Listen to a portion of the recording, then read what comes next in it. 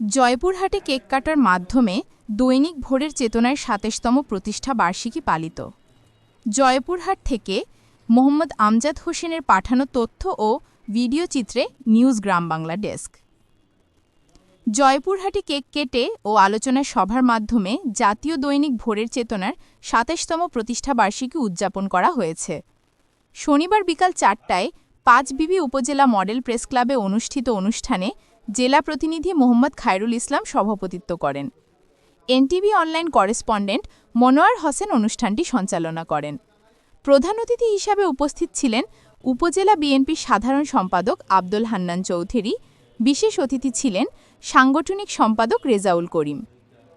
অনুষ্ঠানে ভোরের চেতনা পাঁচবিবি উপজেলা প্রতিনিধি গোলাম মৌলা, ক্রাইম রিপোর্টার আব্দুর রব, জাগরণী টিভি অনলাইন প্রতিনিধি ইদ্রিস আলী, দৈনিক প্রভাতের আলো জেলা প্রতিনিধি মোহাম্মদ আমজাদ হোসেন, তৃতীয় মাত্রা জেলা প্রতিনিধি বদরুজ্জা সবুজ, দৈনিক ঘোষণা উপজেলা প্রতিনিধি গোলাম মর্তুজা, দৈনিক পথে প্রান্তরে জেলা প্রতিনিধি গোলাম রাব্বানী, দৈনিক ঘোষণা ক্রাইম রিপোর্টার আবু হানিফ এবং দৈনিক জনতার খবর উপজেলা প্রতিনিধি সাইদার ইসলাম উপস্থিত ছিলেন।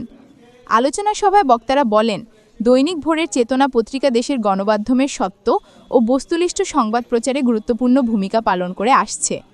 তারা পত্রিকার উত্তরোত্তর উন্নতি ও সাফল্য কামনা করেন এবং আশা প্রকাশ করেন যে আগামীতে দেশের সকল স্থানে আরও সুন্দর ও বস্তুনিষ্ঠ সংবাদ প্রচারে ভোরের চেতনা গুরুত্বপূর্ণ ভূমিকা রাখবে।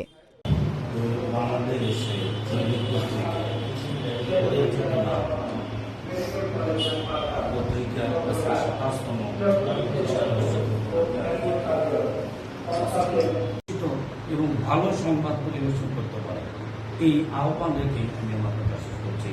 খোদা হাফেজ। বাংলাদেশ জিন্দাবাদ। ধন্যবাদ।